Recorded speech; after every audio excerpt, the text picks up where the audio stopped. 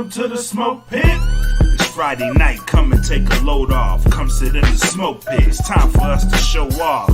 It's been a long week, come relaxing, get some laughs in, and let's talk about these brackets. And while we at it, tell me whose man's is this? Cause I got questions, I'm hoping you can answer it. Get ready, cause you know we gon' talk a lot of shit. It's Mac and Makk, welcome to the smoke pit. Hey, yo, ladies and gents, let me work on this feedback here. Hey, before we even get into anything, hold on. Before we even get into anything, that's a hell of a fucking video. Oh, you I like the new. I like the new. I like it. I mean, I figured, a little revamp, refresh, little bit thing. We got the new DFPN intro. I figured we just spice this up. Keep the song because the song is a banger. But just throw some clips in there, keep you know what I'm saying? I'm trying. I like it. You know what? One day I'll be good enough and motherfuckers be paying me to do their shit. But until then, we just gonna stick with Job Cam. well done, sir. Job well I'm done. through for you, boy. Appreciate it. Ladies and gentlemen, I bet y'all didn't know this. This is episode 90 of the Smoke Pit podcast with your boy Mac and Black. We here doing the thing on a Friday night, and we got a great show for you tonight. We got an awesome guest that's about to come through and bless us with some amazing information.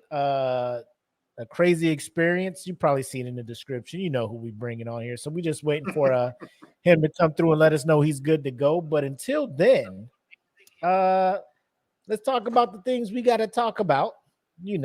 First of all, welcome to the live stream of the Smoke Pit. If you're watching live, make sure to like, share, subscribe, follow, all that good stuff.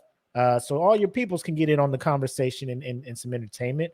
If you're listening to the audio version of this, wherever you're listening to it at, Spotify, Apple, Google, Audible, Amazon, wherever, iTunes, you can do the same over there. Just like, follow, subscribe, whatever it is. And if you're listening and you like it, go ahead and rate us a 5 on whatever streaming service you're listening to us on. All right. As always, you can subscribe to the Bandcamp, the music side of that feeling. New music coming out weekly. Music that's not available everywhere else. So make sure you hit us up. Low as $3 a month. You can get in there and listen to some pretty good music. I know already this year we got 2 pretty solid albums in there with Normalized Growth 2, Search for Zen, and Jackie Son by Conscious Rhymes. Those are in there as well. So make sure you check those out. Those $3 a month, you can get in there and listen to all exclusive stuff. Again, that's www.datfeeling.bandcamp.com. We got the Patreon going on. I don't know if you guys know for the current patrons, but when you're in there, we got a little something cooking in there. An original comic created by my man Black Mac. I ain't trying to give too much away, but if you join the Patreon, you can get exclusive access to the behind the scenes stuff and the creation of this. Lowest $3 a month to get in the door. And we're working with some tiers so that price can go down. But just stop by the Patreon, look at what's on there. And if it's something that interests you, you can sign up. You can always change what tier you are in later. So if you sign up for the 3 and a lower tier comes up and it's more of what you're looking for, feel free to do that. But the address, look on the screen. It's there. If you're listening, it's in the description, but I'll just say it, www.patreon.com/thatfeelingpodcast. Help us out over there. And then, of course, we got the merch over on Spring. Make sure you go to spring.com, type in That Feeling Podcast Network. You'll see all the merch we got for all the episodes and all the shows we got going on henceforth and all that stuff. Shout out to everybody who has copped the merch. And then shout out to everybody who is about to cop merch. You know what I'm talking about? So appreciate it. Thank you for all the support we've been getting over the last 2 years and change. 2 plus. So appreciate you guys. Now, while we wait for our guests, it's time for some banter. And here where I'm at, the flu shots are flowing. Um, but there's a lot of non-military people here, so they're not required to get it. You know what I'm saying? Mm-hmm. So it's about 3 o'clock, and I'm just like, you know what? Let me go ahead, head over to this flu shot pod, get my shit, and go ahead and get this this COVID booster while I'm over there. You know, so I ain't coming back. I'm getting my shots. I'm going home. The non-military people. I forget people like this are still out there, right? You know, you don't have to get that shot, right? Oh my fucking god, dude! Like, here we go. They're putting it in the flu shots now, man. You never know, sir. I don't know where you have been, but numerous people wearing the clothes that I was wearing today have tried to not get this shot. Numerous people who were wearing the clothes I was wearing, who opted to not get that shot, got served with some paper saying get the shot or get out. Numerous people who are wearing the uniform I'm wearing who didn't want to get the shot, then went and got the shot because they want that check. So I do have to get the shot. He was like, facts. no, the booster. You don't have to get the booster. I'm like, bro, I already got the might as well, bro. I already got the 2-shot introduction. Then I got the third booster or the booster. Bro, I already got Leonardo, Donatello, and Raphael. You know, I need to go ahead and get my. You know what I'm saying? Might as well. Let me go ahead and get the fourth one, man. Just let me do what I want with my body. Hey man, listen. 6 shots of anthrax. I'm pretty sure we'll be okay. I'm good. Bro, it's just wild that I'm not saying they have to get it. I'm just saying I'm gonna go get these shots. You know, you don't have to get that. Like a 20-year master sergeant. You don't think that I know what the fuck I'm supposed to get and what not supposed to get, bro? Like I just should have. What? Tell me more. Guy who retired in 2015. You don't say. No shit. Oh well. Ass. Thank you. Thank you for warning me, sir. Let me live my life, bro. Also, while we're on the subject of banter, I realize I miss living off base, and here's why. Oh, this should be a good one. The amount of children in base housing is it's alarming. Which is cool because Halloween was lit. You know, trick or treating. I mean, it's everybody got things going on. There's not a house that's not throwing candy at these kids. You know what I'm saying? So it's a good time out there. However, throughout the day, like I'm just trying to drive back to my house, coming back from work, and these kids are just like legit in the middle of the street, sitting down and playing. Yep. Sitting down and playing in the street. And you know, so I'm creeping up, you know, I'm waiting. They turn and look at my car. And then like they get up and then they move like 3 feet over, still on the street, to allow me to go by. Like they sat down and was like, you can come through. I'm just like, nah, man. Like so I rolled the window down. I'm like, can y'all just move out the street and then let me get by? Because I feel a whole lot safer if you guys weren't in the street. And then kind of little 7, 8-year-olds or whatnot. Oh my god, bro! Like, what is this going on, motherfucker? Man, like, what is it with the street? Like, man. What did y'all find on the street to where y'all like? There's grass, there's yards, there's parks. Yeah. Street, the middle asphalt. The middle of the street. Concrete. Yes, we need it where it's in our lives. Yep.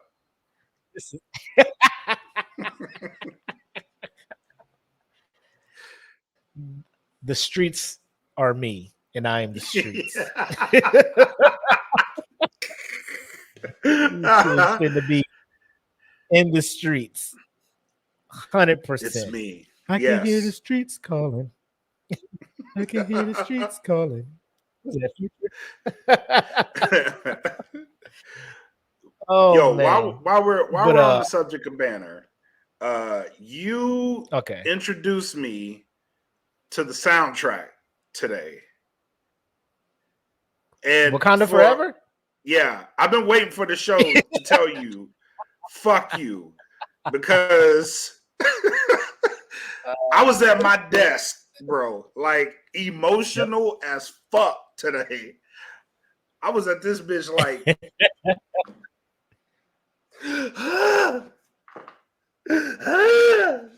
like I had to go outside, bro. I had to go outside, bro. It's the man. The first handful of songs, you just like, bro. Like I already know the somber tone. The first, it's. I have never been so emotionally attached to a movie that I have not seen in my life. Oh, bro, that 1-2 combo, song 3 and 4, bro. The Alone by Burna Boy, and then the No Woman No Cry by Teams. Then follow that with Tim's, bro. I'm in a meeting. Like I gotta listen. My breathing got heavy, bro. A couple of those, it was like, oh man, you feeling good over there? I'm good. I don't know, some allergies, this motherfucker. Yeah. Hell yeah, bro. The fact that what other movie, what other show, what other franchise, let me just say that, will figure out a way to honor the person who played a character. Like normally it'd be recast easy. Like you remember Spartacus that was on Stars? Yeah. Oh, buddy, when it had cancer, the first that was playing passed away.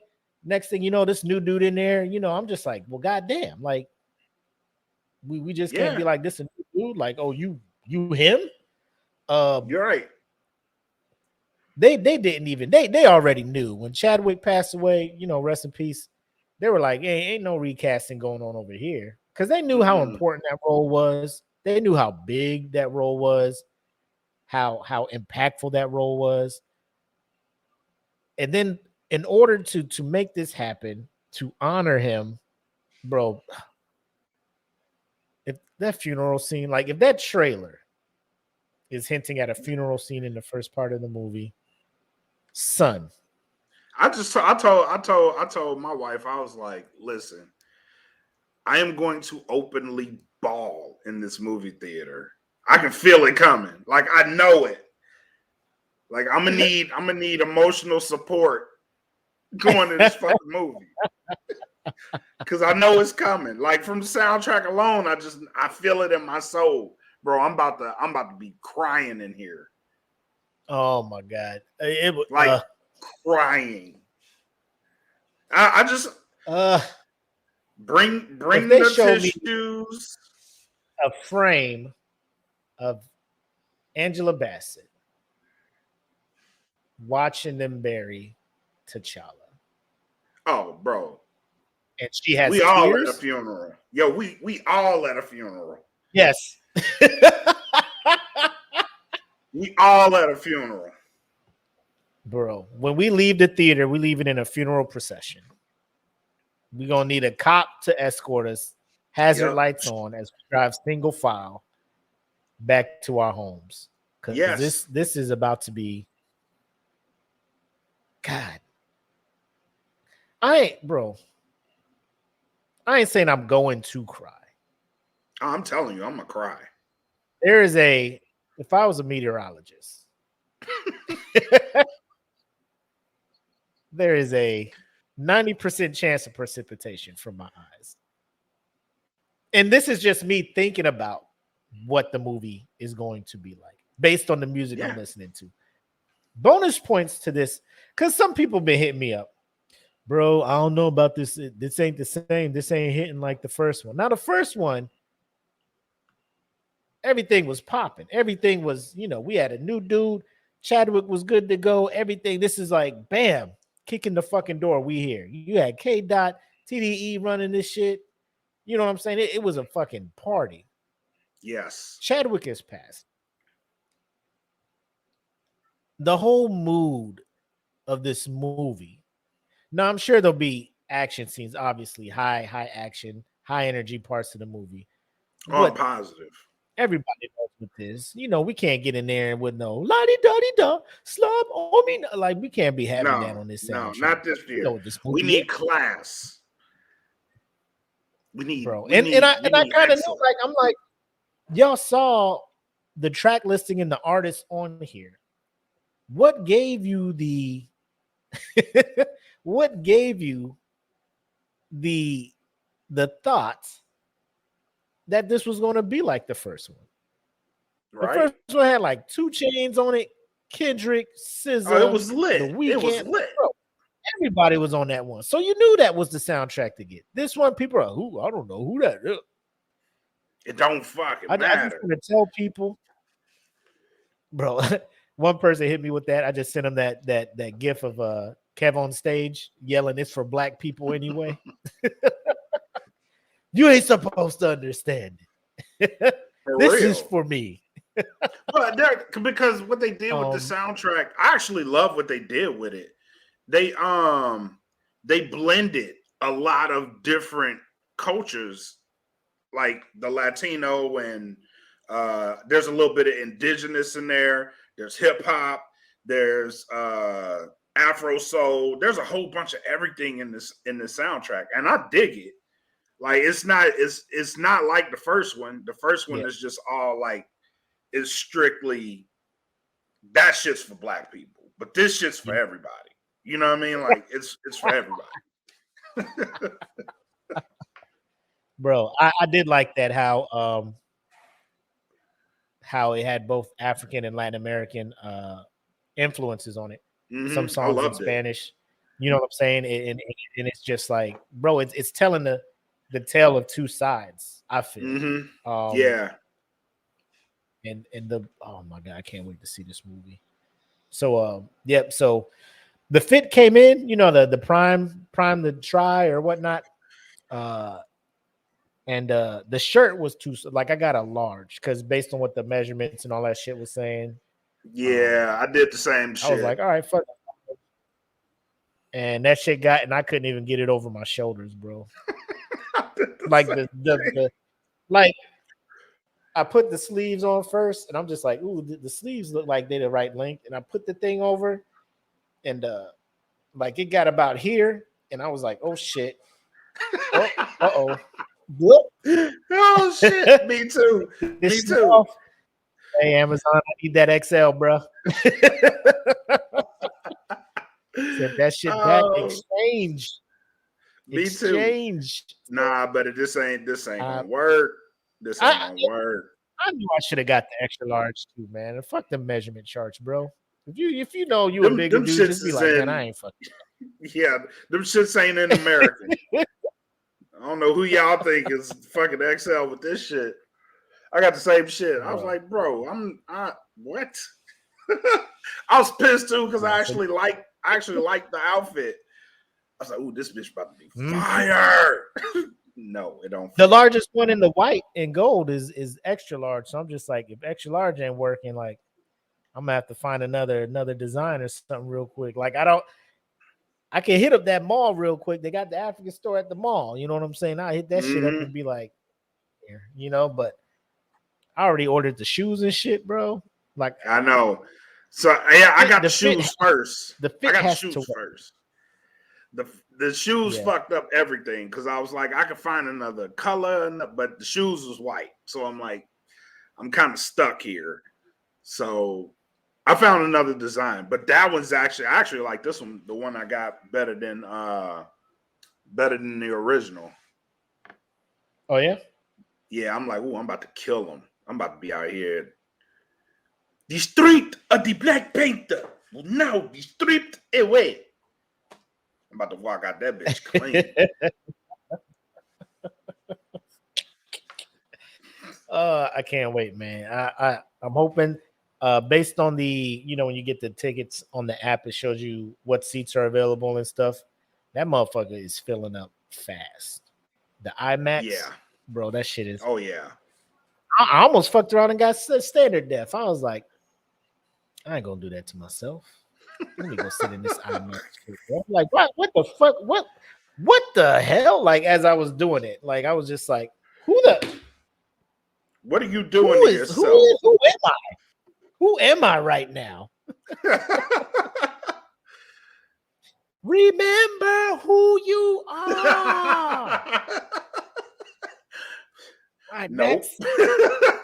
Middle of the theater. T'Challa. T'Challa. High def. Oh man. IMAX.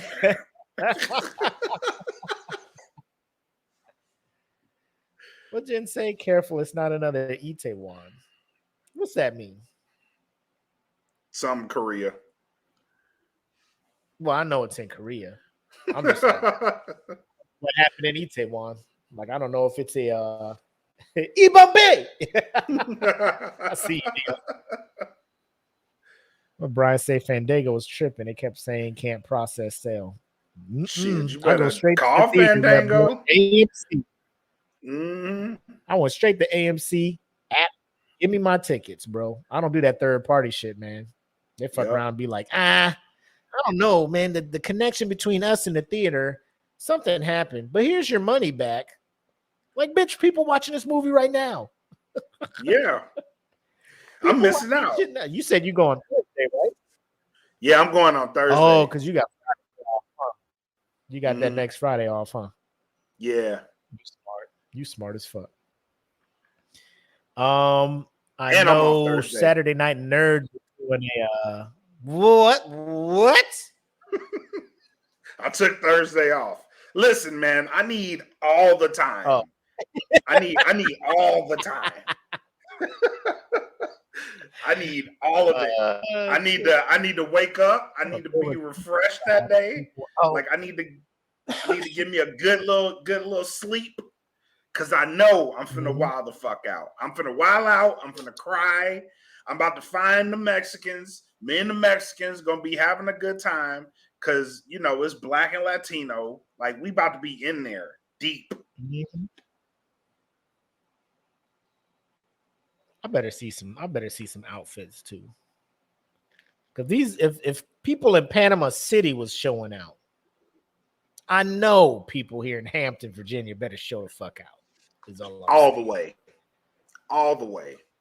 But the guest of honor is waiting backstage. So let us go ahead, bring him out. If you're in the Smoke Pit fan group, you know him as Nick Smith. Everywhere else across social media, you know him as Converse Ninja. Let's go ahead and bring him in because he has had the privilege, I don't even know if there's a word higher than that. The honor, the esteemed honor. Red carpet premiere of this fantastic movie that I haven't even seen yet, and I'm already calling it fantastic. But ladies and gentlemen, here's my man Nick, aka Converse Ninja. What's good? What up, though, man? What's up, man? Not much. Thank you for having me out, guys. Hey, man, welcome to the Smoke Pit. It's a pleasure to have you on, man. Pleasure. You know, we need the deets, my guy. Yeah. First and foremost, how? That was my first question too. How? Cosplay community. I have friends, and a lot of them get invited to the premieres because of the cosplays they do. And one of them, out of nowhere, like just before the premiere, probably the week before, was like, so you still got your Black Panther cosplay? And I'm like, yeah, what's up? And he's like, well, I have a +1 for the premiere, and send me some pictures of your Black Panther so I can send it to them to see if we can get you there. And so after, I started breathing again, Yeah. I went and I went and found like the most studio photos I could find of my cosplay, and sent him in. And 2 days later, he got back to me and was like, "We're in." He's like, so Tuesday night we drove out. Like I would say by 12 we were in line the next day. And it's crazy the way they set it up. Like both sides of the street are blocked off by black curtains, and we're waiting in line.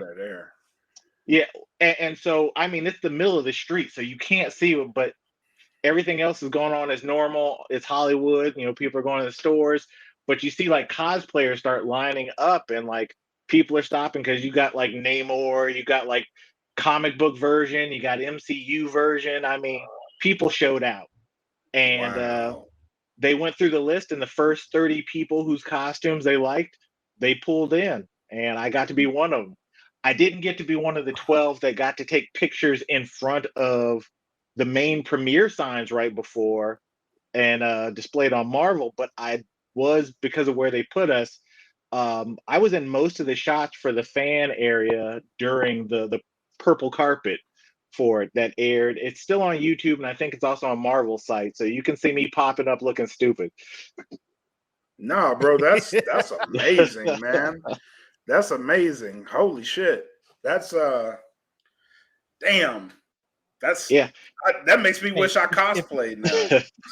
It's never too late. If you don't mind, I got your pictures from that. I want to bring them up, and as we click through, I want you to tell us the feeling you had in each of these pictures. Because as you were posting them that night, myself and like hundreds, like I want to say 100, but everybody who has seen those pictures was probably in the comments like trying to live vicariously through you. Because I know I was. I was like, man, how did you pull this off, bro? Like, look, that was what I was thinking the whole time I was there. You were given small hints. You were given small hints leading up to it.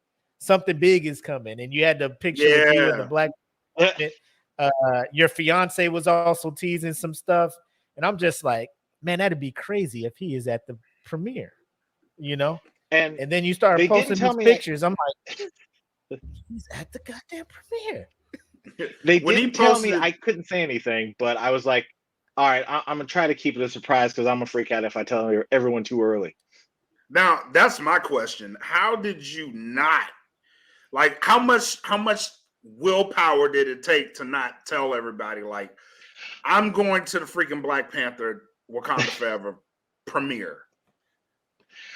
I mean, it was hard, but I think I was so busy trying to fix up and make sure that things on my costume were good before I left that like that kind of distracted me. But every day I was like, I could post it. No, I'm gonna hold off because since the pandemic, my Instagram, I haven't been using it too much on the photo post. And I was like, all right, well, this is a great time to get back on my social media. And it's a big deal because I know we were talking about it before I even knew I was going to the premiere. It was like, oh, man, it's about to drop. I know Mac was talking about, I got my outfit ready.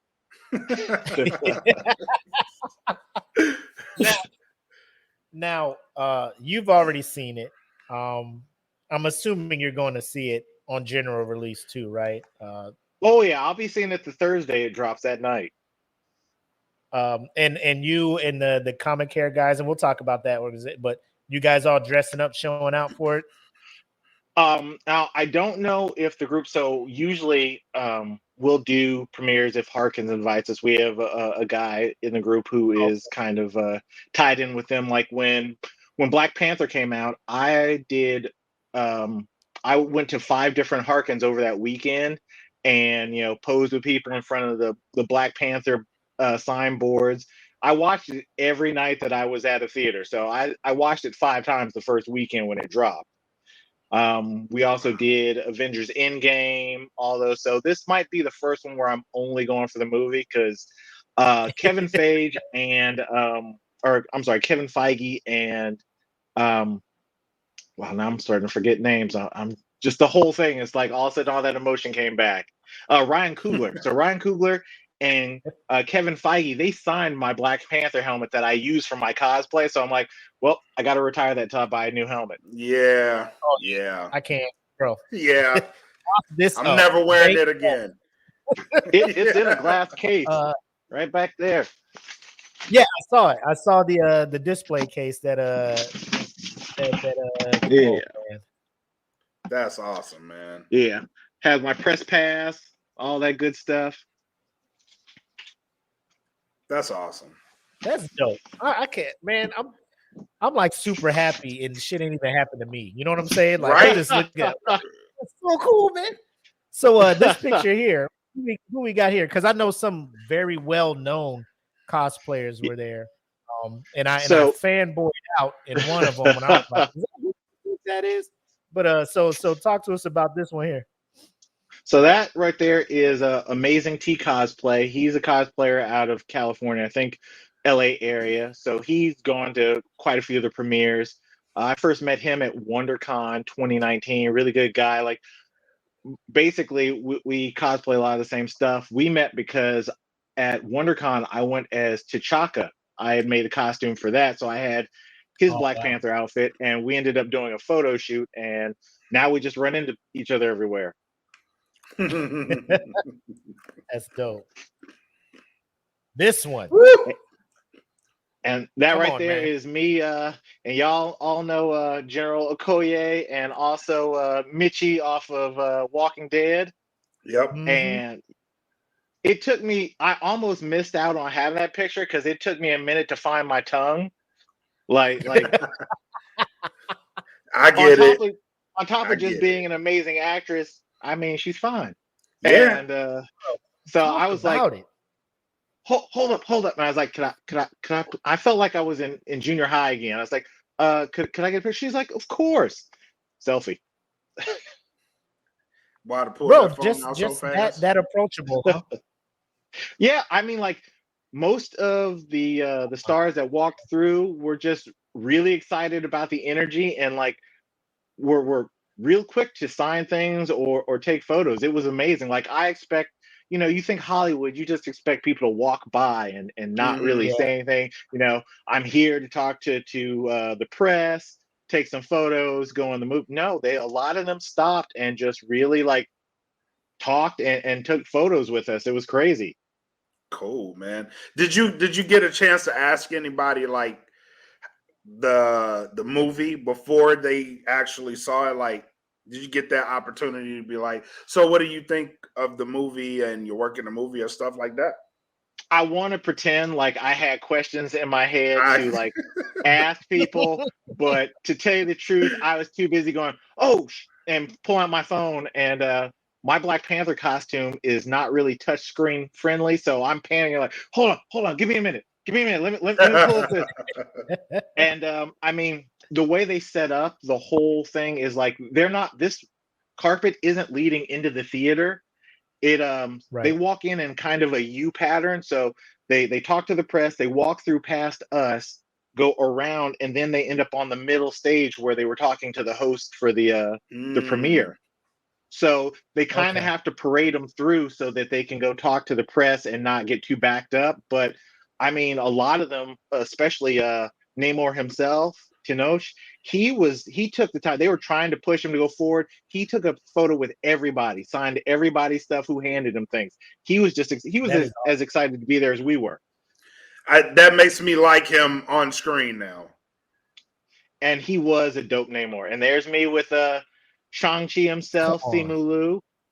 Was not expecting to see him there, but I mean, it is a Marvel film, but he was really cool. Like, I was like, hey, can I get a photo? He's like, yeah. And then I'm like trying to get the helmet in the photo. He was cool about it. Oh, man. Yeah, he seems pretty cool. I follow him on his social media. He seems pretty laid back.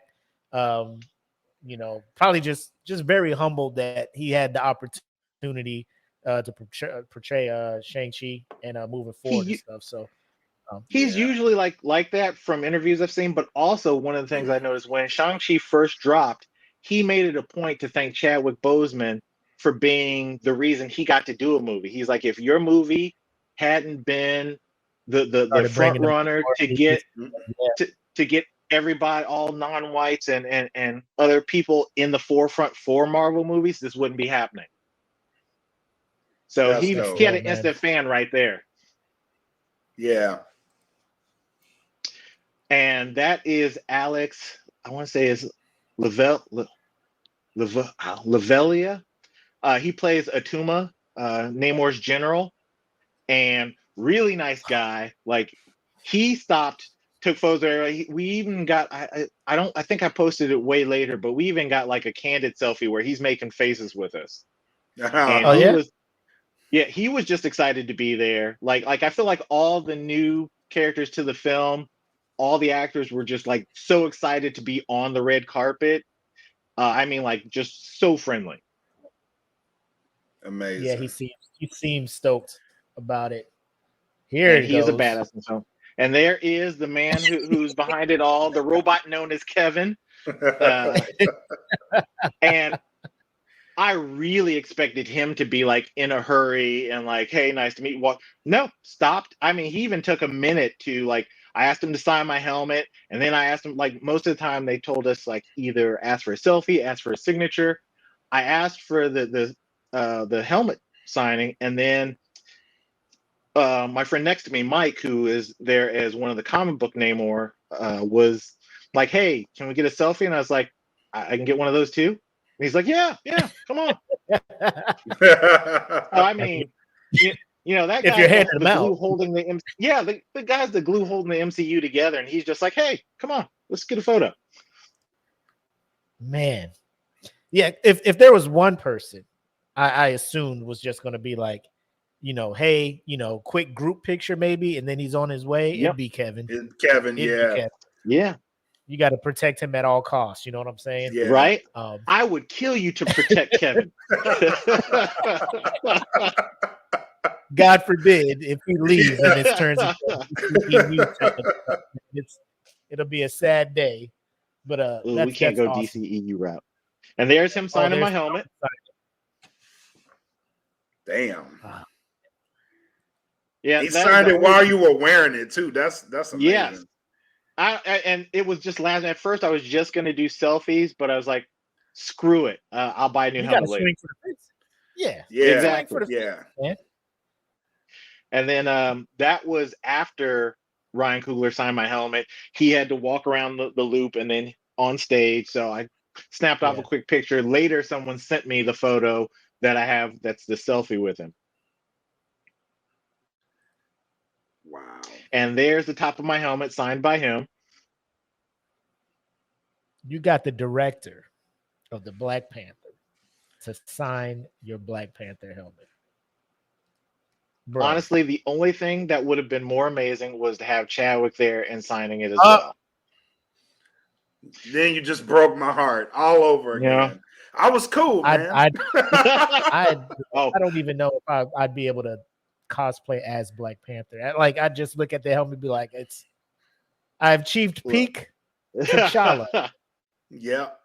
Now you just move on to Falcon and wait for Anthony Mackie to sign your stuff, and then you're just like peak Falcon. That's the next goal. That's the goal. Yeah, there you go, man.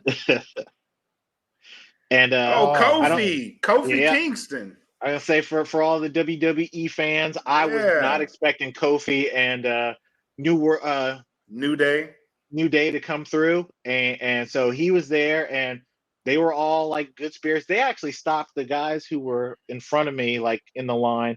They stopped to talk to them, and they started talking to them about Bad Boys and which one was the better movie. So they were wiling out with us, just talking about random stuff like, no, it's about the action sequences. Not the plot was better in one, but two had better action sequences. And like I agree with that, actually. And that's what we all said. I agree with that.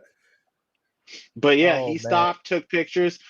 Like I said, everybody was like the exact opposite of what you expect Hollywood, especially when you're not like Hollywood people. Like they were not like, rude or quick to get by. No, stopped, took pictures of everybody. Really cool. Nice, man. That's nice. And there you have all three of New Day together. It's good to see Big E out there, man. out there doing stuff. I was gonna say you break His- your neck, but you still make it to the Wakanda Forever premiere. Hey, Oh, I would have been there, bro. hell yeah. Next he ain't here. I got the invite, man. Y'all better put me in this wheelchair. Where's the ramp? I'm getting in this I don't care if I'm like Stephen Hawking. You better take me to this premiere, bro. Oh, and I don't know how many out there watch Abbott Elementary. Come on, buddy. Hey, look, I just got hit. Look, were you I shocked just got to see hit her show up? Yes, very much so. Because I was like, wait, hold on, is that? Oh, hell, because I only started watching it about maybe 2 weeks ago because my fiance hit me to it. Bro. Yeah, that's normally how it happens, bro. Yeah, I was on it. I was because I know she was in the show on HBO, the Black Lady Sketch Show, and I know she was out there. I can't think of time. Yep. No, that's the name of the show, Black Lady Sketch Show. Okay. Yeah, and then so she left after season 1 because she was writing the pilot for the thing, and then it got picked up. And a lot of people were not giving it a lot of hope. They're like, it's an Office ripoff and all this stuff because it's a mockumentary. Everybody didn't think it would pick up where it did, but bro, that show is blowing up. She won an Emmy. Well, Emmy, right? Yeah. For screenwriting. Okay. Yeah. So she's dope, man. And I would have been just like you, like, Keita, what you doing here? You in the movie too? Like, what you doing? And that's what I was wondering. And I was like, hold up. I mean, trailers give away too much, but maybe there's some stuff they aren't telling us. But no, like just stars on a red carpet, and once again, just really nice. And I was like, I love your show. And my sister, who's a teacher, she's like, that's my absolute favorite show because that's how I feel when I have cameras to express it.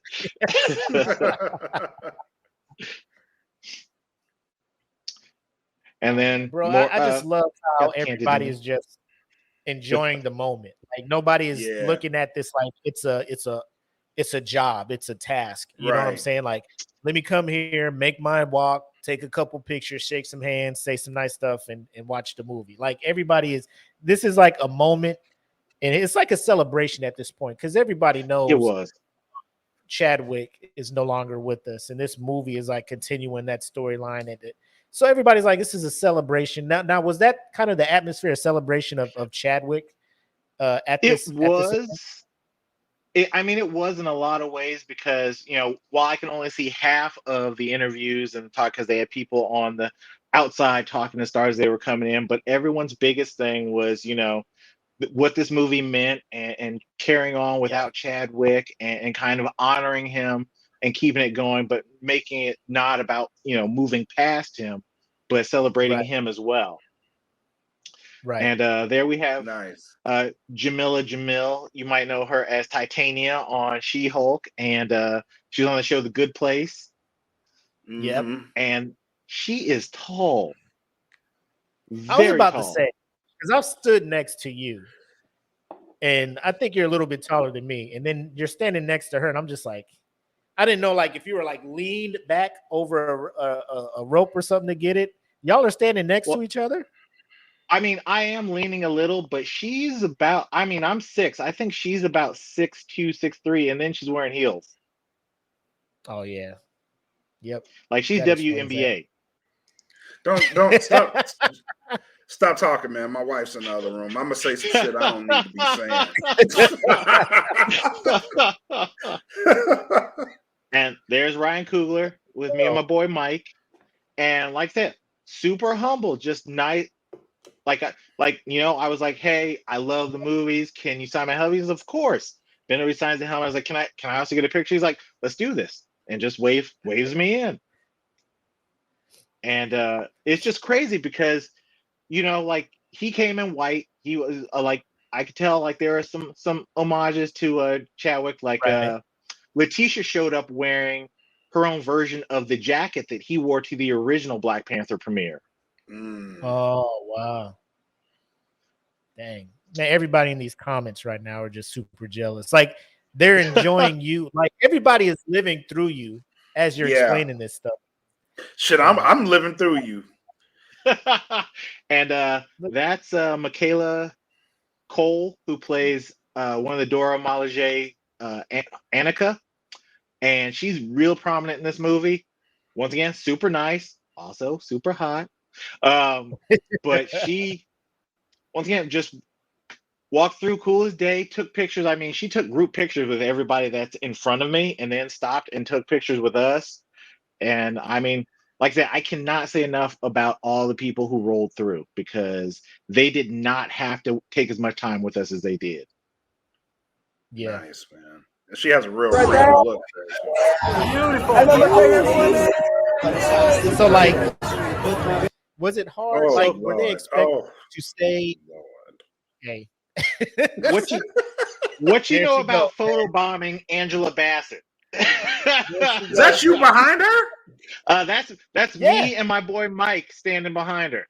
Oh, Yeah, that's me in the helmet. now I'm And that's my boy officially. Mike. that's Nate Now I'm right there. jealous. Now I'm jealous. Like, Come I on, almost asked for a hug. Boy, you You should have. should have, man. You should have. Not now. You didn't My want to girl seem like is- a creep. I get it. Also, my I girl get was watching that live. I mean, she was happy for me to be there, but there's only so much you can get away when you go to a premiere without her. Listen, babe. I love you, but if Angela Bassett, my Helen Mirren, walks up to me in this movie theater, I'm gonna need you to understand exactly what's going on in my brain. I need this pass tonight. How was it like trying to experience that and that being like one of the highlights of your life, and then like not being able to have your fiance there? Like, was it like bittersweet? Like you were just like, this isn't but she's not here. It was, because I felt, because when my boy Mike first invited me, he told me, and I was like, I'm gonna tell her that I didn't know I was going for certain yet. I still had to send him the photos and see if they approved. I was like, maybe I should hold off until they let me know for sure, because I don't want to say anything and be like, hey, I'm sorry, you can't go with. It's only a +1 because of my costume. But we roll harder than that. So I was like, I might be going. I've been invited. She's like, good, because if you hadn't, there's a charity group, the West Coast Avengers, that they also a lot of times send people. She's like, I was actually going to reach out to them and see about having them invite you out. So I was like, and that's why I'm marrying you. Yeah, that's a keeper right there. Trying to get you, man. Look at that's Jen. a keeper, because most dudes would be like, I don't want to tell you because it's only a +1 for me. And if you can't go, you're going to send some bad energy in the air, so I can't go. So you found a keeper, bro. I did. Because she was married 20 years. She would have been like, if I can't go, I was like, you damn sure ain't going. I mean, get my Tom Brady helmet. I mean, I think she was almost more excited than I was.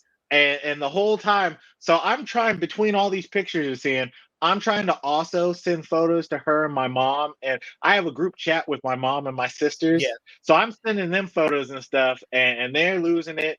Jen's losing it. And she's like, I just saw you on camera as they were panning through. I could hear you laughing. With the camera wasn't even on you, but I know your laugh. Oh, man. And also in that photo, so to the left is a cosplayer, Alicia Marie Body, and she's dressed as Storm. And she is a fitness buff and amazing, but also, once again, like with stars, well-known cosplayers, you expect them to kind of be indifferent or not want anything to do with you. Super nice, took photos with us, talked, bullshitted. It was great. That's what's up. Yeah. That's what's up. And I bet that made for a great night. I bet it did. Because you could see it. You could see it on camera. Anything other than amazing. Yeah. You could see it on camera, but to be there, I bet that was next level. As you can see, there is security and a whole entourage around Ms. Bassett, because that's Angela Bassett. She is a national treasure. And so we were limited on photos with her. So I did do let me turn around like I'm on vacation and get a backdrop photo. And you did well. I would have been mad if you didn't. Yeah, you did well. Well, I would have been mad if you didn't. Oh my, And gorgeous. just Queen. I mean, that is the Queen Mother of Wakanda right there. Yeah. I think I might have passed out. I That's would- over. Look, look. I almost told her I had a crush on her since Waiting to Exhale. Ooh. You should have did that. How Stella got her groove back. Mhm. Oh, Joe Coy. Yeah, How Joe he Coy. just show So up out of nowhere. randomly, Joe Coy is watching. So this is before the red cart, like just as it's starting. So like they're doing Yeah. the interviews and people are kind of trickling in, and I see Joe Coy come in and he's like got his camera phone out and moving around taking photos of everything. And I only see, as you can tell from that photo, he was not the first thing I was looking at. And then this gets snapped, and then he's like, "Hey, you guys mind if I get a video? You guys got to bring some energy." And we're like, "Oh, we got you, Joe Coy." And so Jen tells me, she's like, "So I just went on Joe Coy's Instagram and I saw the video he took with you guys in it." And I'm like, "Oh, this is a crazy night." Like, even Yeah, if I don't see the movie, this is one of the best nights ever. that's awesome. I agree. Oh, And there you there's go. Man, look at this Tenoch. picture here. Is dope because this is what like Chadwick was to young black kids coming up. That And is then, exactly it. So, bro, this moment, bro. Yeah. so that the little boy there, Logan, is a cosplayer. His parents will buy and put together like super elaborate cosplays to the point that he gets invited to constant Marvel premieres. There is a photo of him with Mark Spector from Moon Knight, Poe Dameron. I can't think of his name. Isaac. Oscar Isaac. Yeah. Oscar Isaac. Yeah.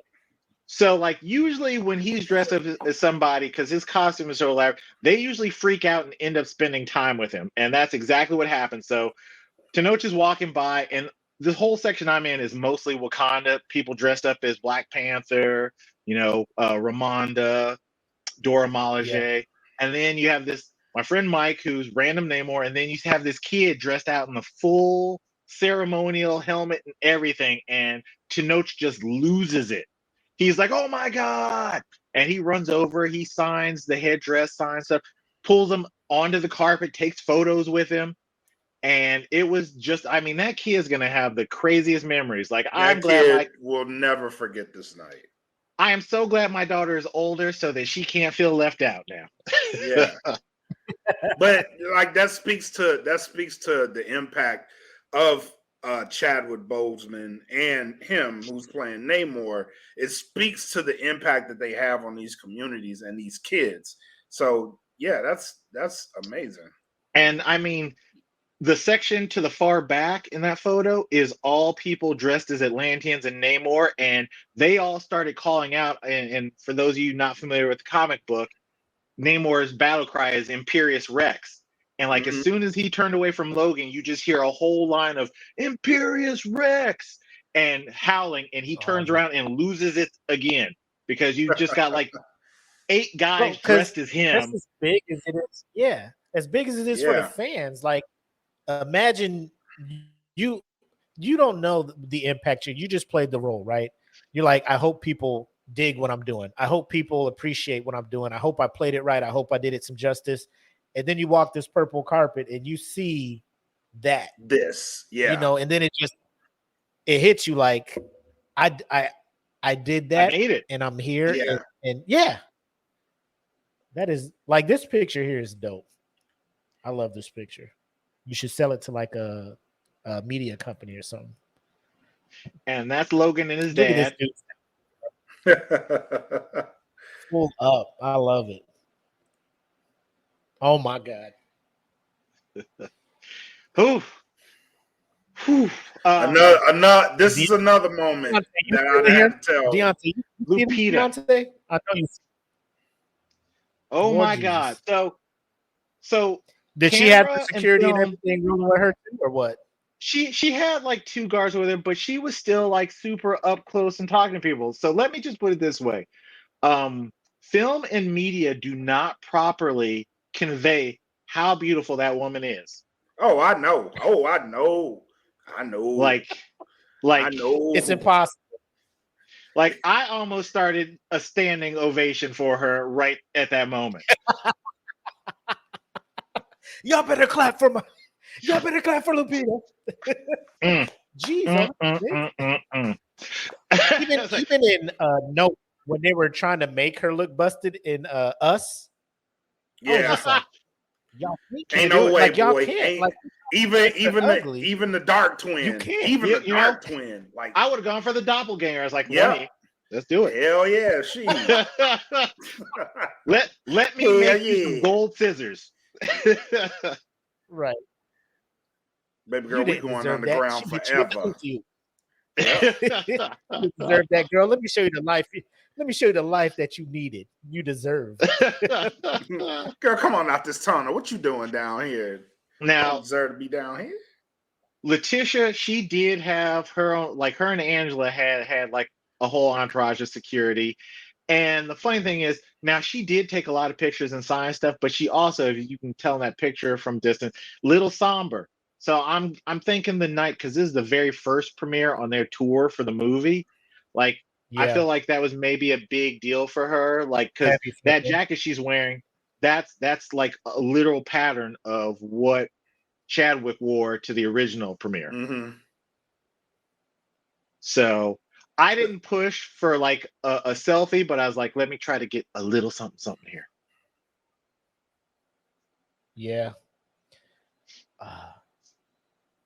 I can't. I mean, the rest of the cast worked with him as well, but like to portray his little sister, and probably all the conversations and stuff, because I haven't really been following her until she played that role in Black Panther. Yeah. You know, then I followed her and started seeing what she was doing. I think that movie kind of put her on the map, and the ability to work with Chadwick and possibly as much fun as they had on that set. She was probably, I can't wait to do this again with you. And then the opportunity doesn't come back through. So that's a good point you brought up, man. Because obviously, I like without you telling me, I would have looked at that and been like, that looks familiar. I wouldn't have known what it was from. I would have been like, that looks kind of familiar. Mm-hmm. But that is an awesome paying homage to Chadwick there. And I mean, like when you see like candid photos from the set of the first movie, there's a lot of photos of them just joking around and stuff. So I mean, who knows how close they were. Right. And I was trying to tell people in the first movie, like their interactions every time they're going, like that has to be ad lib. Like there's no way a writer sat there and wrote that shit. Like those two are playing back and forth. Yeah. There's no way. Like they went up to the writers and was like, I think an interaction between a brother and a sister would probably work more like Go something like this, yeah. And so we have Kamaru Usman. Now, I believe so.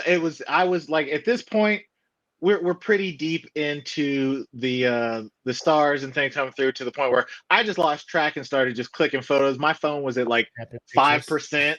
And I'm like, all right, I got to get as much in as possible before my phone dies. I've got like this little pocket charger that it's in a backpack, and I got no pockets on this costume, so I can't hold it close. So I got to charge it real fast, take pictures, put it back on the charger. And at this point, I'm just getting whatever I can. Yeah, it's Kamaru. His jaw's still intact, so thank God for that. Another Dora. Yep. Boy, I thought that was Kelly Rowland. Boy. Please, that helmet would have come off and I would have gotten in trouble for proposing to a second woman. Right? I just feel like all the risks were on this carpet. It really was. So what I found out, before we went into the movie, they wait until all of the stars who are on the different parts of the carpet go through, because there's another section that has the costumes up on display like a museum that you can walk through. There's a section because Lexus apparently funded a lot of this film. They had like this wrapped Lexus that was in a Wakanda pattern, and so people were taking pictures there. But they get them all ushered past that before they let us in. And then the people whose costumes weren't either they weren't deemed good enough or they weren't directly like movie related, but were Marvel, they got walked through those sections. And maybe if the stars took time, they got a picture there before they ushered them into the movie.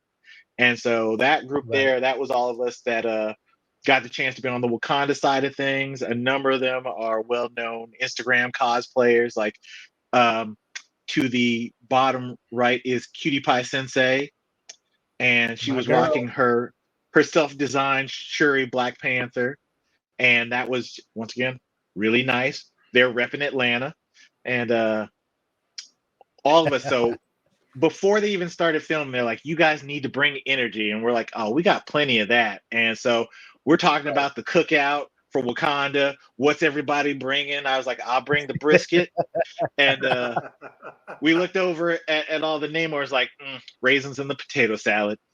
And so then they decided, they're like, okay, so we're gonna have you guys, like, you guys got to show more energy than the Atlanteans over there. So we're going back and forth. So we start yelling Ibambe.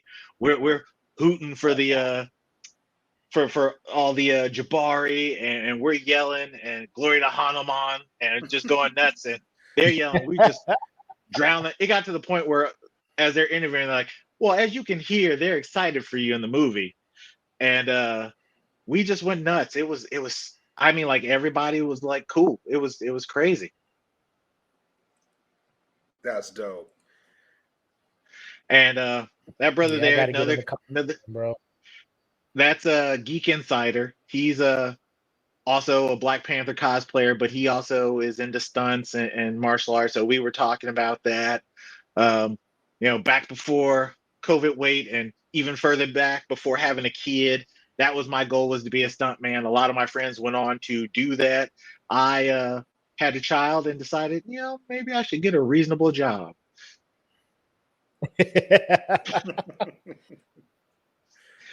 That's us in helmet before all the signings started. That there is Alicia Marie Body, who kills it a storm. I mean, if you see her on Instagram, she shows up to a lot of premieres and gets asked by Marvel Comics and MCU to dress up. Her and Cutie Pie often get pulled out to. I mean, she was at the Black Adam premiere for one of her costumes. I can't remember which one, but this was my first one, and I'm trying not to act like a small child. Shit, it's hard, bro. I'd have been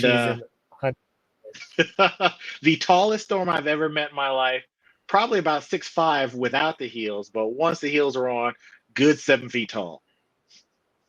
Woo! Lord have mercy. She's playing center. Yeah. Look before the red carpet started. Yeah, there were some detailed Atlanteans there. That's dope. That is dope. That's the side the Namors were on. So when they walk up, they would come past us, over to them, then loop around, and each actor would go and talk on stage before going back down and through the area with the museum for the costumes. All right. Cool. Yeah, we can go through all these, but there are some questions. And I'm asking it like, I'm going to ask you these questions. I'm going to be like, as an interviewer, the guest probably would want to know. But at this point now, I need to know. Yeah, me too. When did you get into what society would call the nerd culture? Like at what age, what point were you just like, you know what, this is me and I'm embracing this stuff, man? I didn't find out until 5th grade that I apparently had already been a nerd my whole life. But somewhere around 5th grade, I remember a girl telling me, I would invite you to my party, but you're kind of a nerd. I mean, we're friends, but I can't invite you. And I was like, oh crap, I'm a nerd. And then it didn't help that was also the year Family Matters came out, and I just happened to have a flat top, big glasses, and wasn't very stylish. Oh, no. Yeah. The Urkel years lasted till about freshman year. Yeah, I was not Stefan. I was definitely not Stefan. Oh no. Oh man. So, Yeah. But at what point did you figure out cosplay? Like, when did that come in? Oh, that's late in life. So, I didn't go to my first con until like my early 20s, and at that time it was just I went to an anime con and I didn't even know about cosplay. Just saw people dressed up. I was like, "Oh, that's really cool." Some were super elaborate, some were characters I just never heard of. And I was like, "Well, that's really cool." Went about my business. It really wasn't until maybe about 7 years ago when I moved out here in 2009, and then around 2015, I went to my first Arizona con. And it was just like throwing together Halloween pieces and went just to nerd out and seeing like some of the cosplayers that I interacted with and would later go to know really well. They're like, just go for it. It's the good thing about being an adult is you can afford to do this. And I was like, Yeah. you know what? You're right. True. So I started saving up, and the Black Panther was actually my first full, like, good costume. And that was about 2 years of saving up. That helmet alone was probably well, that's my second helmet. My first helmet was about $300. And it was a cast and it was heavy. You couldn't hear me talking. It wasn't super accurate, but I got it right before Civil War released. Yeah. So I had been planning. I bought a suit off eBay and tailored and made things to go with it. And, it just grew from there. After that, it turned out at the time I was like the only person cosplaying Black Panther. So that got me into a lot of places to meet people into photos, got me to start my Instagram. Some of you have met, Comic Hair, who is a cosplay charity group. Hmm. And one of the founders, Tony, who cosplays AZ Tony Stark, was like, "You have a really good costume. If you ever want to do stuff, link up." And so I did. That afforded me getting an even better helmet and just upgrading the costume. And it just moved from there. And I realized, it's fun to dress up and stuff and nerd out, but it's even cooler if you can do something with that. And that's where the Right. charity aspect kicked in. Right. So I get Halloween every day, Nice. and I get go visit children's hospitals, show up on base, things like that for events. Yeah, we've seen you post. I've seen you post a lot of like you visiting the children's hospitals, and that's a really good thing, man. Kudos to you for that. It's amazing. I'd be lying if I said it was all for them. It does feel good to do something nice, but also it's good to have a helmet because you got kids. You see a kid laid up in the hospital, that's triggering. Yeah. Like that. You have families that have been there for months. Hide your that- emotions a little bit. yeah, and I'm like, I'm in Yeah. that helmet, like, how are you guys all straight faced and smiling like that? I'm like in the helmet, like, if this was my baby, oh my God. Oh gosh, man. Like, yeah, that would hurt me too. And like I don't know how good the helmet is with hiding sound, muting sound, but it's like is Black Panther all right? Is he crying? Yeah, Yeah. there were no tears. Down my neck. Are you sweating in there? Yes. Oh, man. So yeah, so both you and your fiance do the cosplaying. What tips would you give? I don't know, like let's just say, I'm interested in cosplay now because it may end up in a red carpet premiere invite.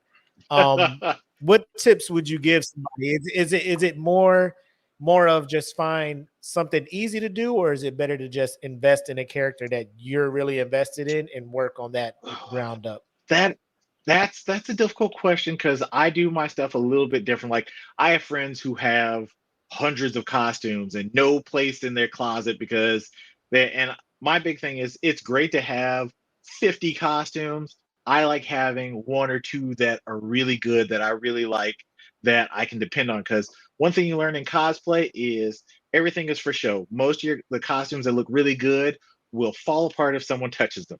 It Right. is held together Oh, by wow. duct tape and force of will. And my Black Panther didn't have that problem in the beginning. Ironed it out. I would say find a character that you really like being, and if it's expensive to do, build up to it. Like I know it's great. Like everyone wants to be cause famous or Instagram famous. I'm not even close to any of that. Like the first time someone recognized me somewhere, I'm like, okay, that's crazy. That's weird because like I just noticed that guy over there and he's got like 50K followers. I've got 2K, and that is probably about 75% spam bots. Uh, but find a character that you love and that you're okay investing in. You know, look around for costumes. If you're talented enough that you want to build stuff, I say that's a great thing. I'm just getting to that point, and it's been 7 years now. Like I still can't sew, but I can build foam decently. I built my claws on my last one. I'm gonna have to do. I'm doing more movie accurate on the next one. But find that character. You know, look around for pieces. Talk to people. A lot of people who make parts for costumes, they're really good about finding out what you want to customize because everything doesn't fit the same body. And you have people selling you Party City costumes for like $300. And there are a lot of Chinese marketers on eBay and that have their own cosplay sites that will sell you the most generic costume from a picture of a movie or somewhere else. Nice. Yeah.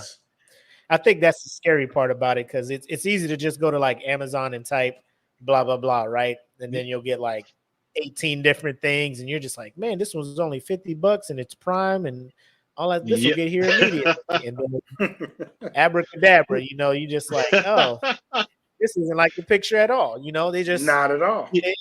And it's one of those.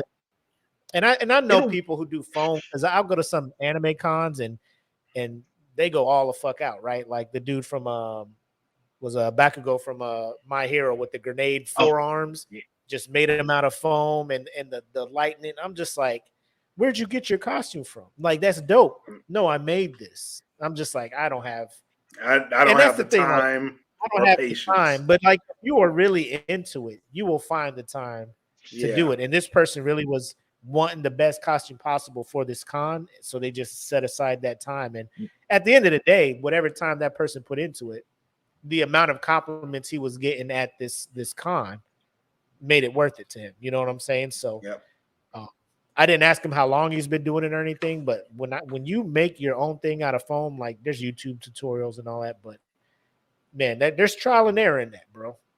So much. And I'll tell you this, you will find good costumes that will turn out, you'll be like, oh my God, the price on that. And I like to tell people, you have to consider most of the people who are making these are doing them as that's a side hustle. You know, right. That foam, the glue, the paints, the materials, that all costs, and none of it is cheap if it's a well done costume. So yeah, someone might go, right. Hey, that Iron Man, even though it's made of foam, is going to cost you $1,000 to $2,000 for the whole thing because it took that dude 3 months to make that, and intricate little pieces, every snap and buckle that's hidden that makes your costume look good. That was all somebody's labor outside of what was possibly also a full-time job. Right. So yeah, you're gonna have to pay for this phone. The person he was talking about, Black AZ Tony Stark.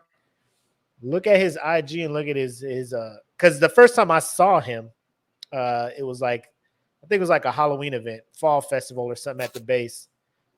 You guys all came through, and Tony comes in with like a gorilla case, like it's a Foot Locker, and he rolls into an office, comes out just fully like look. It's almost like you imagine a Spartan in Halo putting the fucking Mjolnir armor on. You know what I'm saying?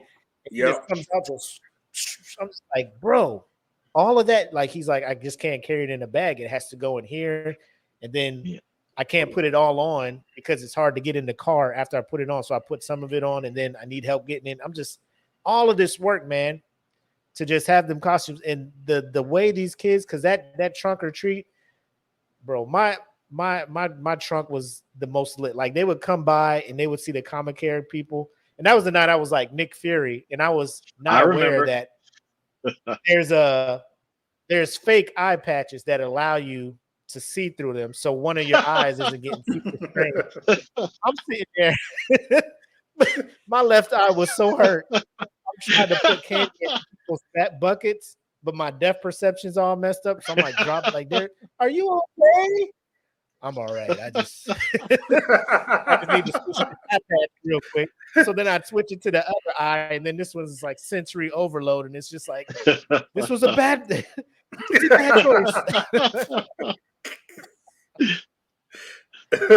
Oh man. Oh man. But One last question, man. One last question. So we were talking earlier about the amount of crying that we were expecting. You've seen the movie. no How spoilers. much tissue do I need to bring to this movie? You're gonna need it for Do I bring a You're gonna cloth? need it. You might as well bring the whole Kleenex box and That's a what I'm baggie talking to about. throw it in, because I feel like every 20 to 30 minutes from beginning to end, there will be something. Like this movie got deep. Without giving anything away, I mean, like the trailers don't even do the film justice. Like there's just so much going And I on. cried during the trailer. What the? Oh man, yeah. Let me go ahead and stock up. And I mean, and this won't spoil anything, but you know how when Chadwick passed on Disney Plus, if you watch Black Panther, there's kind of like an opening tribute to him. Yeah. They bumped it tenfold for Wakanda Forever. Oh.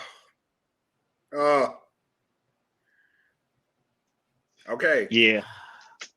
Okay. And then I thought I was good. Like I was like, all right, I held it. I made it through the whole movie. Just watch out for your credits too. Man. See, I wasn't like I was telling like the I knew I was going like this movie was going to bring me to like emotions out of me. Because after finding out he passed, I went and watched, Endgame and him coming out of the portal. Like I'm just like, my dog, man, he ain't here no more, man. It's different, man. And that was just that scene, and then they're doing this whole thing, and then the trailer amps it up like, they're celebrating this man's life and everything, and I'm just like, oh God. And then they had the music playing, just no woman, no cry. Then you see her up there talking to the council, saying, I have lost my family. Have I not given? I'm just like, God, come on, man. Oh. Come on, And man. Angela This is the trailer, brought it. B. This is the trailer, like I felt like even though she I mean, it wasn't like she was a minor role in the first movie, but the amount of her character that they show, like whether if you're familiar with the comic books, but the amount of her character they show in this movie, it's like, no, that is definitely T'Challa's mom. Like that is a queen right there. Like at the end of the movie, I want to go find her. So I lost my baby. I lost my baby. In the theater, I go in and I'm expecting like we're separated from stuff. Our passes have where your seats are. So I walk in and this theater looks like an opera. So it has all the rows and then it has the balcony areas. I'm expecting the stars are in the balcony. I sit down and I look over to my right, and coming in through the other side is Angela Bassett going to her seat, which are still down on our main level, but further up and in the back in another section. I'm like, oh, this is crazy. Well, then I turn around to see who's there. 5 rows behind me is Rihanna.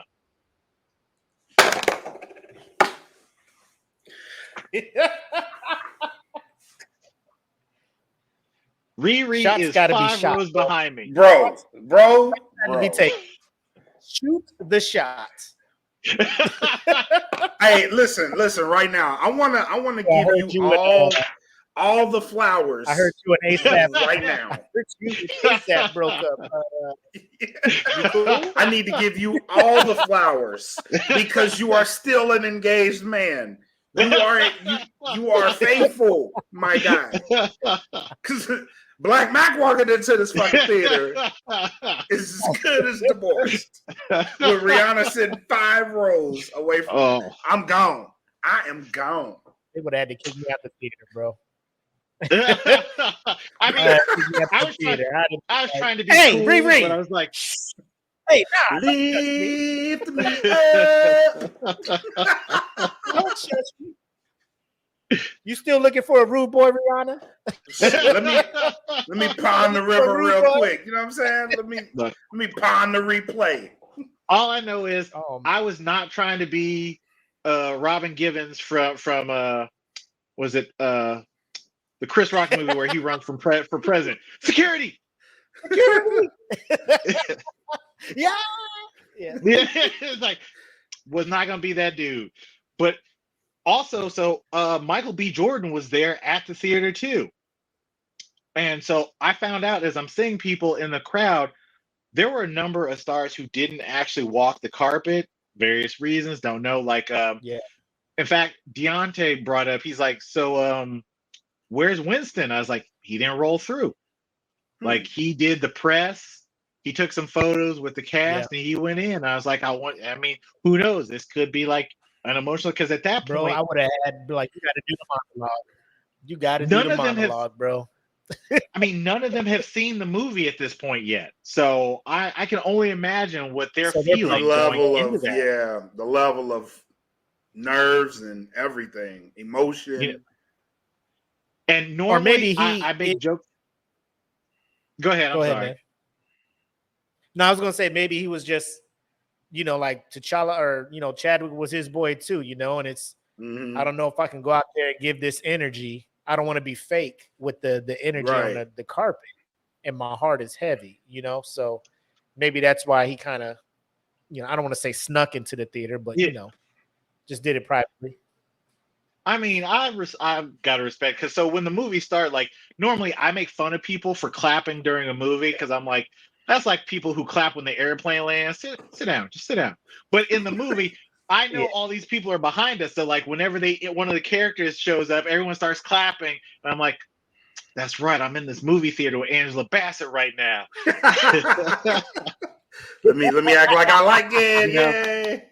Yeah, I was like, let me go condone her on the loss of her son. Come here, baby. You need a hug. Come here. You and Rihanna and Lupita. Yeah, you too, Lupita. That was your boyfriend. Come here, girl. Where's the door? Oh, y'all come over here too, girl. Rihanna, you too. Just bring it in. Bring everybody. Bring it in. Can't leave you out. Man, dude, I really appreciate you taking time and sharing that experience with us. This was something that we either you were going to come on here or Saturday Night Nerds and talk about this, but it looks like we got you first pre-release. I'm thinking that they probably want to get you on the show post-release so you guys can talk spoilers and stuff. I'm definitely down for that. So they should be reaching out to you and making that happen. But if you got a little bit more time, I would like to get your opinion on a one's gotta go that we came up with this week. You know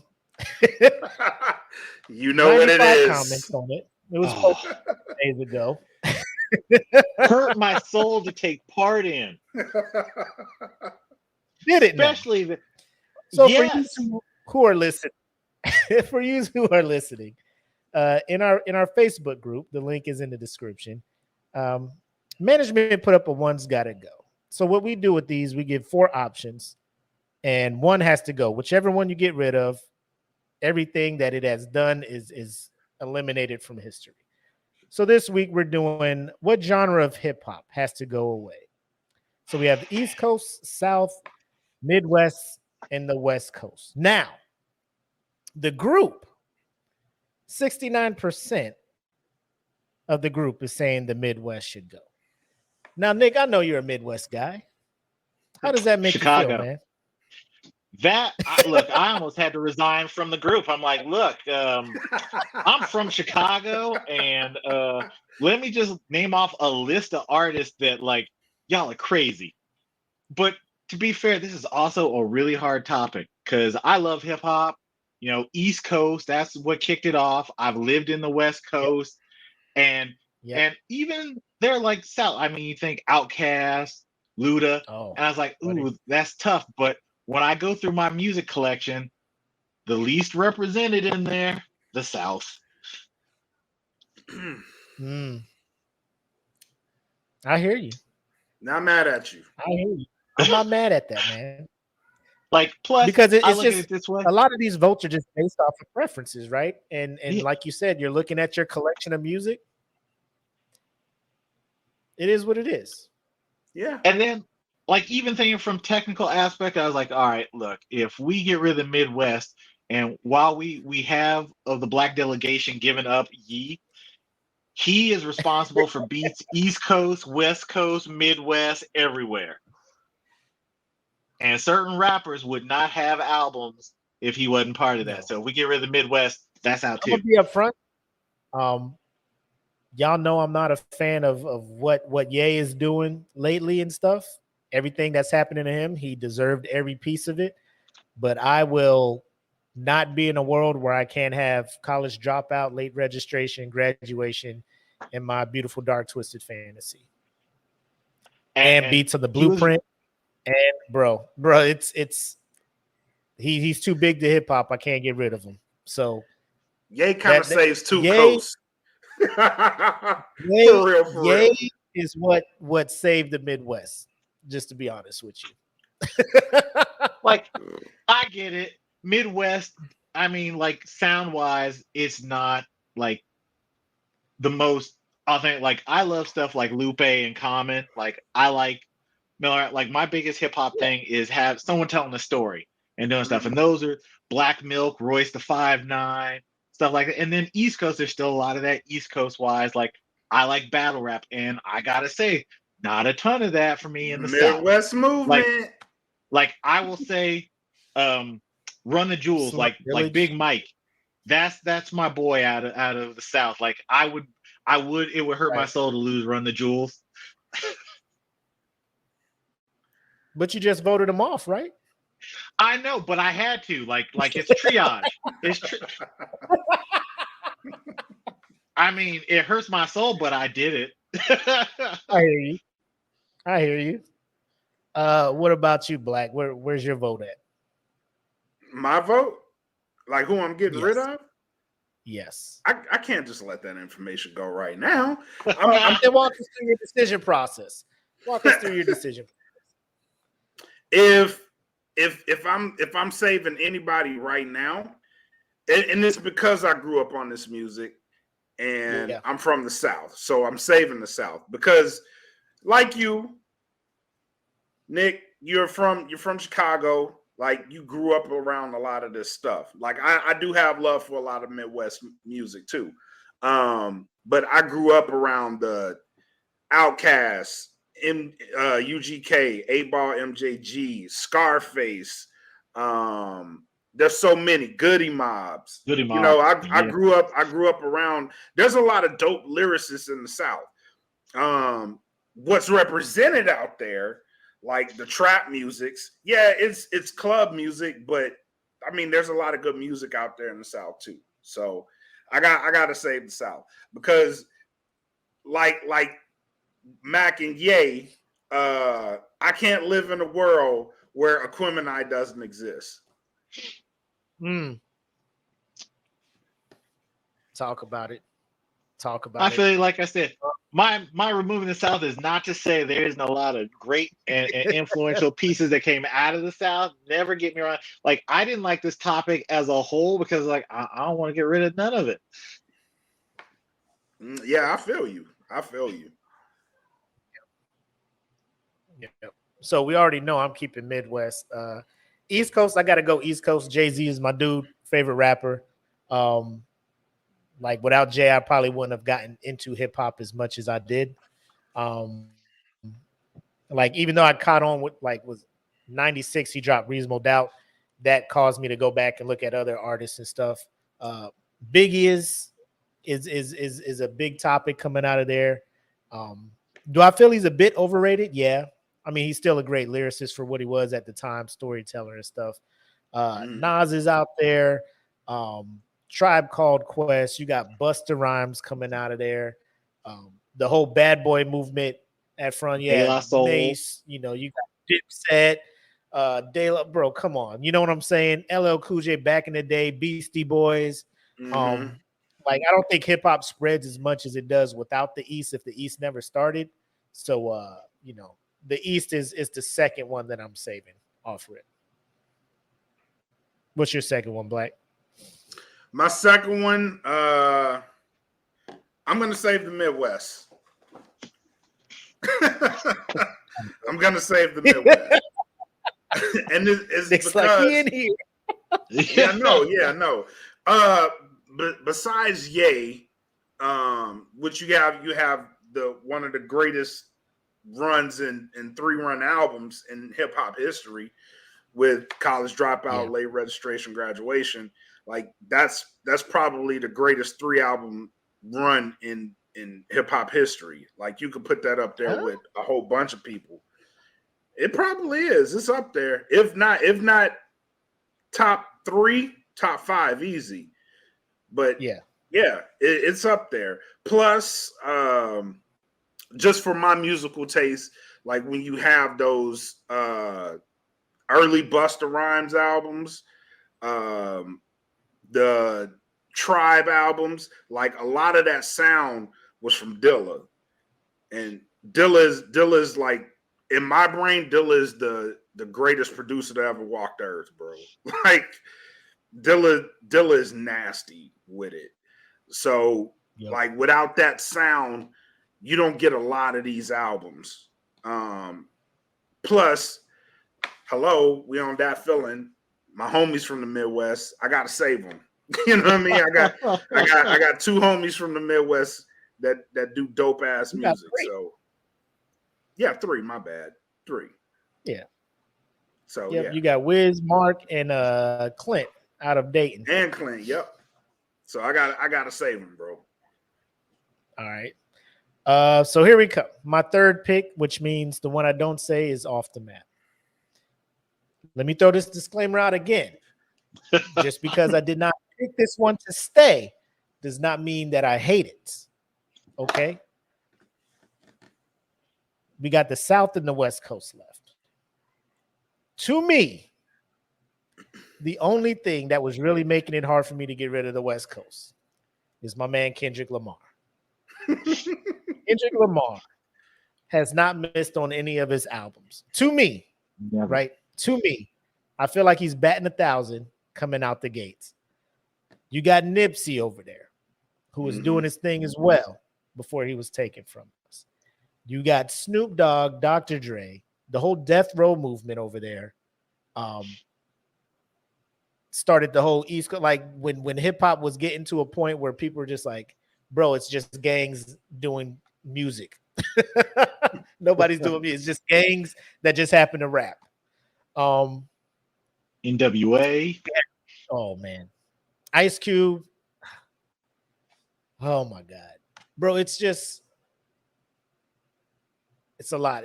Even to this day, like the West is still continually putting out artists that not a lot of people know about, but are on the up and up. You got your ear to hip hop. With that being said, Outkast, my guy, you want me to get rid of Speaker Box, Love Below? Are you mad? Scarface, Ghetto Boys? Are you mad? Let me tell you about Middle School Dance. Uncle Luke playing, and teachers not knowing what is going on. Trap beat coming, cat beat coming, cat beat coming. And all the kids was like, "Oh, it's about to get freaky in here, bro." What's the nuts? The teachers didn't know what was going on. Uncle Luke, Dirty Bass, what was it? 69 bro. Tag team, whoop, there it is. And then even up to now, like Little John, that movement, when he was everywhere, right? Young Bloods, you don't give it that. Like, bro, that was early enlistment in the Air Force for me. When that shit kicked off, and that played such a big part in my early 20s coming up. Like I can't get rid of that. at all. Timberland, Missy, you know what I'm saying? Like, you don't get rid of that. Pharrell and them. And then you go back to the West Coast. What about Dre? You know, what about DJ Quick? What about, and I'm just like, oh my God, what about Battle Cat? Like, it's tough. It's tough. It's tough, but seeing how like the West just got back into my good graces with Good Kid, Mad City. Well, actually, Section 80 and some of his mixtapes and stuff, but the South was there for me from the start, man, since the 90s. So I got to keep the South and the West Coast, unfortunately, gets my votes. Be gone. I mean, the Sad positive was when it pulled a little bit off of the Midwest. It only went to 66 instead of 69. Hey, don't worry, I gotta cast my vote too. So let's go down some more. go ahead. So we got in between the East Coast and the West Coast, and I like this dynamic because I'm from the South. So during that whole East Coast West Coast thing, like the South was just hanging out and listening to music. You know what I mean? So I got to know artists like an MC8 or E40. Yeah, I got to listen to a lot of this music. The West Side Connection, the Easy E's. I got the DOCs. I got to listen to a whole bunch of this music, man. Yep. And I did end up loving a lot of West Coast music. Like Summertime in the LBC is like still one of my number one jams. Like it's like a go-to when it's a go-to when I'm in the summer, like barbecuing. You know what I'm saying? Like it's just something about it. Regulator. Like I was in San Antonio when I first heard this song, and I'm like, this is the coldest shit I think I've ever heard. Like it made me listen to the Above the Rim soundtrack because it was on the Above the Rim soundtrack, and that's one of the hardest soundtracks ever, bro. Like they need to get back to that shit. Like how they doing with Black Panther. Like give me a dope soundtrack album, man. They don't make them like they used to. Like even the Waiting to Exhale was a like for breakups. Yeah, it was a whole album, bro. Like a whole album full of fucked up like, breakups. man, this is They need to get back to that. Like I grew up listening to a whole bunch of that. But at the same time, there was an album dropped that completely flipped me on my head. The name of that album, believe it or not, is Reasonable Doubt. Bro, when that album dropped, it's The Rock. When that album dropped in 1996, young me didn't know, bro, I was a mob boss in 1996. Like, oh man, because you can't knock the hustle, baby. You can't knock the hustle. For that reason, and for everything else that I ended up attracted to after that, like I have to go East Coast. Like East Coast gets my vote. How hard was it for you to make that choice, Black? Extremely. And like with you, like it's the disclaimer. You know what I mean? Like it just because I dropped the West Coast, like, and I love West Coast music. And like you said, there's a whole bunch of artists that you end up hearing about. Like I was on the D Smoke before he even got famous because I was living in Cali. Yep. Like, and that he was just hot. Him, Mozzie was hot. I fucked with Mozzie heavy. YG before he got hot, because him and Nipsey was just doing a whole bunch of songs, right? So like before he even got hot, like I was into a lot of that music, and it's just simply because I was there. and I was into it. And it actually, West Coast actually had a very profound effect on the way I write music too, because I was living there and like just being around the culture.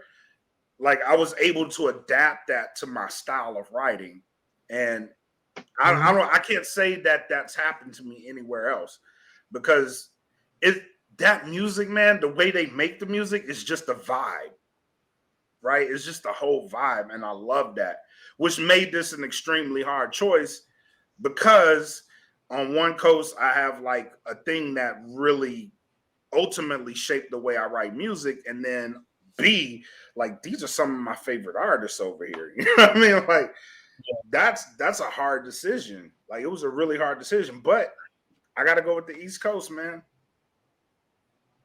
My thing is, I don't think people thought Midwest through. You know what I'm saying? No. Like, because a lot of people are just like, who all came from there? Nelly? Like, come on, guys. Like, I don't think they understand that was the first place they went. Yeah. Yeah. Bro, it was just the easier choice. You know what I'm saying? Yeah. Voice the 5'9". You know, like, come on, come on, Twister. Like Nobody off the was top, y'all it's tell me y'all didn't know Twister was from the Midwest, man. Bone Thugs, Crossroads, first of the month. Yeah. What like are y'all talking about in this group, man? When management y'all just went this straight poll, to lunatics, huh? yeah. When management dropped this poll, I wanted to vote because I was like, I'm gonna say Midwest, but I was like, don't press this button. Sit, think about it, because you know the show's coming. You can talk about it. So I had to really sit and marinate on that, man. Like really sit and marinate on it. Bro, I think it's more of kind of what Nick said. Like growing up, like if you just grew up in a certain region and all you had was that, then I mean you kind of just gravitate towards that. Like you'll hear the popular songs. They probably knew Twista and stuff, but they probably weren't really into it. Like some cats, they'd be like, bro, Tech Nine is that dude. Like I've met several people who stand by Tech Nine and everything. Chief Keef. And I'm just like, bro, like, yeah, Chief, come on, bro. What are we doing? What are we doing, people? I don't think people understood the regions. Maybe we should have drew a map. Here, this is east, this is south, this is because people are like, is that's Texas true though. South? Like, Texas is south. You know, people are like, is MJG? I'm like, Tennessee is south to me. Like, I don't know who was considering Tennessee to be Midwest, but I mean, that's just me. I mean, I hated throwing South under. I mean, like Cash Money. I remember that whole movement while I was in high school. Oh, honestly, man, back that ass up. Oh, that's another one. Oh yeah, I'm gonna tell you a story. You're just like, turn that off now. I'm gonna tell you a story. Like Twista, a lot of the Twista songs, like because in the South they had Screw. Like I would listen to a whole bunch of Twista songs chopped and screwed. Because I can understand what he's saying better. I can understand it. And like the hardest, this is how I got into like DMX too, because a lot of his songs were chopped and screwed. But I just thought they hit way harder chopped and screwed.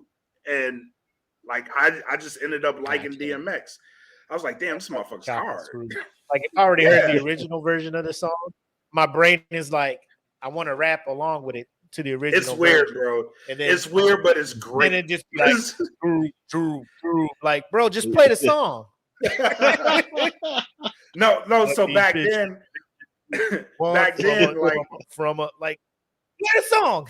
yeah. Like back then, like they had them on tapes, right? So, I remember my ex-brother-in-law, like he's from VA. So when he came down to visit us for the first time, like I was playing Screw, and he was like, yo, man, something's wrong with your tape. I'm like, nah, it's cool. It's just screwed. He was like, what the fuck is that? He's like, yeah, your tape is definitely screwed. Your tape's fucked up, bro. Like, nah, no, get that thing out of there. Nah, let it ride. It's cool. Nah, it's cool. It's a thing. It's a thing. Appreciate you, man. Appreciate you coming on, sharing this experience with us. And bro, like again, I just seeing you live that dream, man, made me feel happy. You know what I'm saying? Like it's Me cool too. that good things are happening to good people, Yeah. man. So I appreciate keep it up. that. Hopefully, you'll be our inside dude for all the upcoming Marvel films, and we can continue this relation. If this podcast helps get you out there and whatnot, more power to us, and I hope it does. But for those keep us in listening, those mind when you hit these Comic Cons, man. Like, keep Well, us in mind. if you want to Just- give people your social handles and everything, so they know where to find you at. Yeah, on Instagram, I'm Converse_Ninja. Facebook, I'm still redoing my Facebook page after they gave me a community ban with no explanation. So I guess that means I made it on Facebook. I don't know. Oh, you definitely made it. I'm Converse_Ninja on Twitch. I'm about to get back to streaming on there. Max been on a couple of my misadventures trying to play video games and realizing I'm in my 40s. And hopefully in February, I'll be on the red carpet for Ant-Man and the Wasp: Quantumania because I'm trying to put together a Kang. Because you know I got to represent for. Bro, what do you need to make this happen? Hey, how much you need? What do you need to make this happen? Because I'm waiting for them to do a good image of it. Because because I already know I got it together for Captain America: New World Order when that drops. Because y'all are the ones who helped me put that costume together. So I'm looking forward to showing that off. I got to get my my smoke pit sign out for that red carpet. I would appreciate it, bro. That's you don't have to, but that'd be dope. You better when that movie comes out. You better. That costume is. I got you in person. I've seen it in person, bro. It is dope. Did you get the wing attachment yet? So because I know that was the while, one thing you were waiting on. It was hard because for some reason, like they had all of his Falcon stuff from Falcon and the Winter Soldier. They had the jetpack, the wings, but nobody was doing anything for Captain America or for his actual Captain America. And just like maybe 2 months ago, I found a 3D print file. So I'm in the middle of doing that. I'm probably going to build the wings, but that's going to be like mostly at cons or at events if there's a photo op, because the wings I found that I'm going to build are foam, so they won't be too heavy, but those things are going to be like 6 feet out. Yeah. Why? Yeah, that's cool, man. But yeah, the shield is also dope. He let me hold it. Yeah, that costume is legit, man. It's legit. You see it on the wall back there. Yep. Like I say, I have to represent next to my Wakandan shield. Oh, I didn't even notice that. Yeah. That's dope. Look at the Steve Rogers shield. When he was out there giving people hands. Hell yeah. Giving Thanos the business. That is one of the best scenes in movies when him and T'Challa book it out there on the front line. And I'm just like, how do you not fuck with these cats, man? How do you not say these dudes ain't about that business, man? We about that action. T'Challa's like, I'm protecting my country. I'm first to fight. Steve Rogers is like, I'm a good dude. I watch my boys back. I'm out here with them throwing hands. You know, like I don't know how disheartening it is. Like if you running with them at first and then they just kick it to another gear, you're like, I guess I'll just wait here. Yeah, y'all go fight. I'll catch up. Get the up. Yeah, I catch the straggler. Yeah. Cool. Wakanda forever, and you all hyped like, yeah.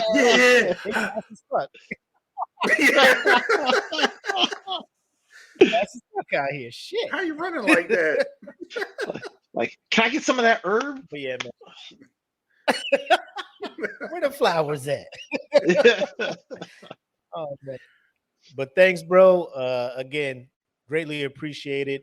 I'm you got me wanting to dabble into the cosplay, man. Now that I see the doors that opens. Yeah.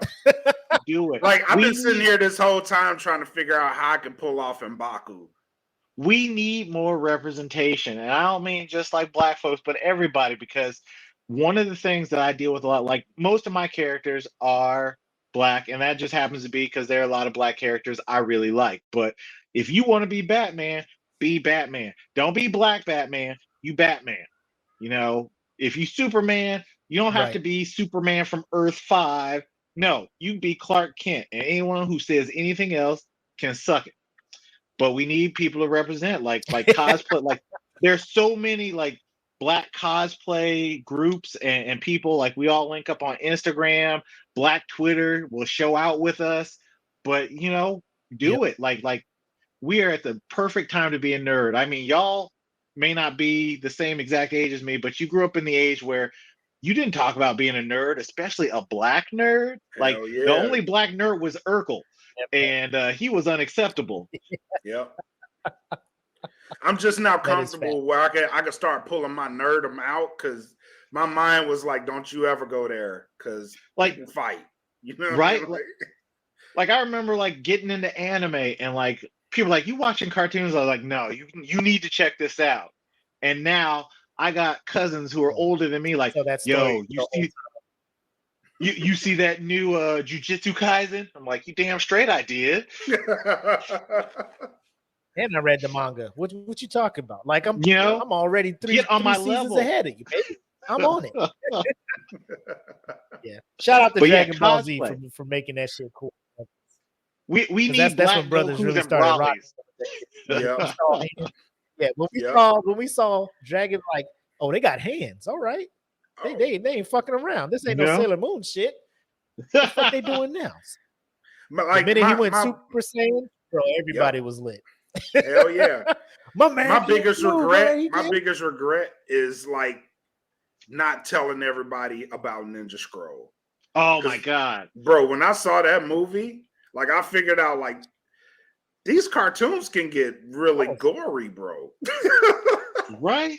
Bro, I was less scared of the gore and more of the nudity because I was like, my mom come around this corner and she see these titties.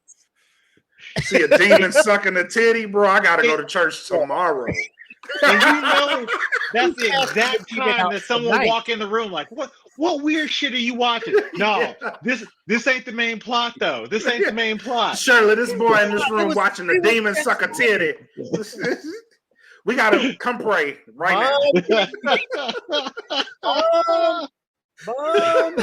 They out here speaking in terms. No, that's Japanese. That's just Japanese. They ain't even speaking English. I gotta figure out what they saying. She calling the whole prayer group over. We need an emergency exorcism. Like, oh my god, this movie was almost over. What happened?